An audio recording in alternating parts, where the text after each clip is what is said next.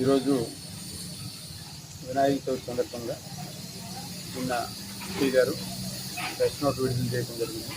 దాని కండిషన్స్ ఏంటి, దానికి ఎలా అప్లై చేసుకోవాలనే దాని మీద, తర్వాత మండలంలో అన్ని గ్రామాల్లో వాళ్ళకు తెలియటం కోసం ఈరోజు పిచ్చిరెడ్డిపాలెం పోలీస్ స్టేషన్లో ప్రెస్ మీట్ అరేంజ్ చేయడం జరిగింది. దానిలో భాగంగా ముందు ఎక్కడైతే మండలాల్లో, పంచాయతీల్లో, విలేజెస్, హ్యామ్లెట్స్లో గణేష్ విగ్రహాలు పెట్టాలనుకుంటున్నారో వాళ్ళు అంతకుముందు అప్లై చేసుకునే విధానం వేరుగా ఉండేది. అంతకుముందు అందరూ కూడా చలాన్ కట్టుకొని వచ్చేసి వాళ్ళు పోలీస్ స్టేషన్లో పర్మిషన్ పెట్టుకున్నారు. దానికి డిఎస్పీ గారికి వెళ్ళి డిఎస్పీ గారు దానికి మైక్ పర్మిషన్ కానీ, దానికి ర్యాలీ కానీ ఏమైనా ఉంటే పర్మిషన్ ఊరేగింపుకి దానికంతా ఇచ్చేది. ఇప్పుడు అది కాకుండా సింగిల్ విండో క్లియరెన్స్ అనేది ఒకటి పద్ధతి మన గవర్నమెంట్ తీసుకొచ్చింది.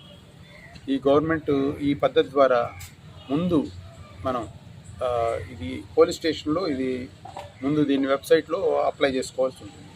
అంతకుముందు ఈ ఎన్ఓసి పత్రం అనేది ఇప్పుడు అన్ని డిపార్ట్మెంట్ల చుట్టూ తిరగాల్సి వచ్చేది. ఇప్పుడు మున్సిపల్ డిపార్ట్మెంటు, అట్లాగే ఫైర్ డిపార్ట్మెంట్ దగ్గరికి, అట్లాగే ఎలక్ట్రిసిటీ డిపార్ట్మెంటు, పోలీస్ డిపార్ట్మెంట్ అన్ని దగ్గర క్లియరెన్స్లు తెచ్చు. ఇప్పుడు అన్నీ కాకుండా ముందు వీళ్ళు ఈ పోలీస్ వెబ్సైట్లో వీళ్ళు ఒక మెసేజ్, ఒక మొబైల్ నెంబర్ ఉంటుంది, వాట్సాప్ నెంబరు. ఆ నెంబర్కి వాళ్ళు హాయ్ అని మెసేజ్ పంపిస్తే ఒక లింక్ వస్తుంది, గూగుల్ లింక్ వస్తుంది. లేదనంటే ganeshutsav.appolice.gov.in అనేది ఒక వెబ్సైట్ వస్తుంది. దాంట్లో అది ఓపెన్ అయితే దాంట్లో ఒక ఫార్మ్ లాగా వస్తుంది.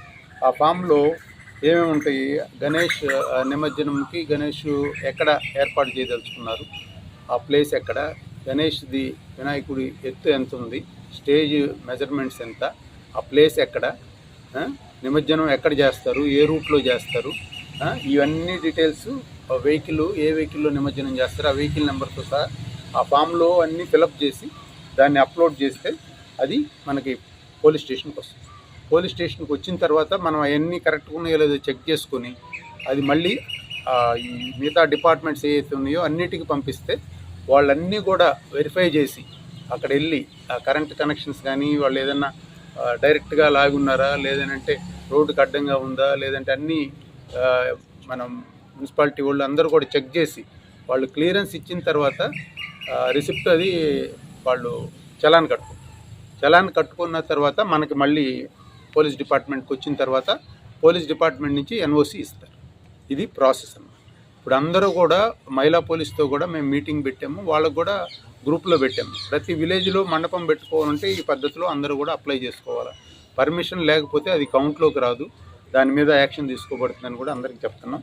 దీనికి సంబంధించి మొత్తం కూడా వీళ్ళందరికీ కూడా మేము కొన్ని ఇన్స్ట్రక్షన్స్ ఇవ్వటం జరిగింది.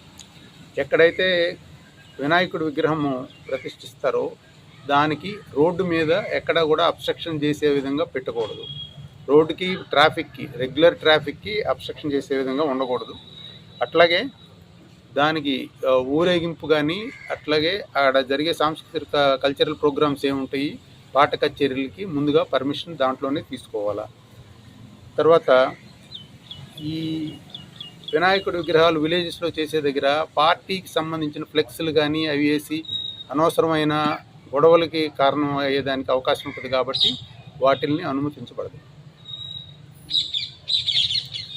అట్లాగే గణేష్ది ఊరేగింపు చేసే రూటు, నిమజ్జనం జరిగే ప్లేసు అవన్నీ కూడా ముందుగా తెలియపరచాలి. ఈ మండపాలు ఉండే దగ్గర ఈ ఎలక్ట్రిసిటీకి సంబంధించిన వైర్లు కానీ అట్లాంటివన్నీ వాళ్ళు జాగ్రత్తగా చూసుకోవాలి. దగ్గర డైలీ కూడా వాలంటీర్లు ఎవరైతే ఉన్నారో వాళ్ళు 3 వాలంటీర్లు అక్కడ పడుకోవాలి. ఆ కమిటీ ఎవరైతే ఉన్నారో ఆ కమిటీ వాళ్ళందరూ కూడా మేము ప్రోగ్రామ్స్ కానీ అవన్నీ కూడా బైండ్ ఓవర్ చేయాల్సి ఉంటుంది.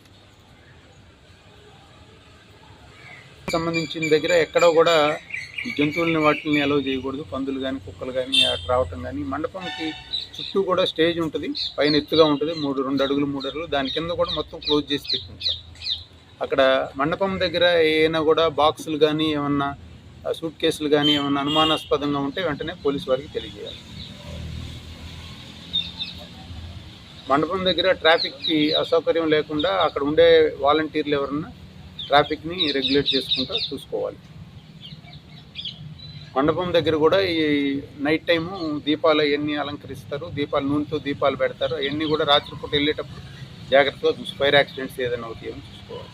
అట్లాగే మండపం దగ్గర కంపల్సరీ శాండు, తర్వాత వాటరు అవన్నీ కూడా పెట్టుకోవాలి, ఎటువంటి అగ్ని ప్రమాదాలు జరగకుండా.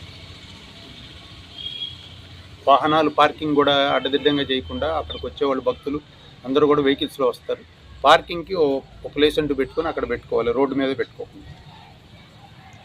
ఎక్కడైనా అనుమానాస్పదంగా వెహికల్స్ కానీ ఏదైనా పెట్టి ఒక రోజు 2 రోజులు అట్లాగే ఉంటే వెంటనే పోలీస్ వారికి తెలియజేయాలి.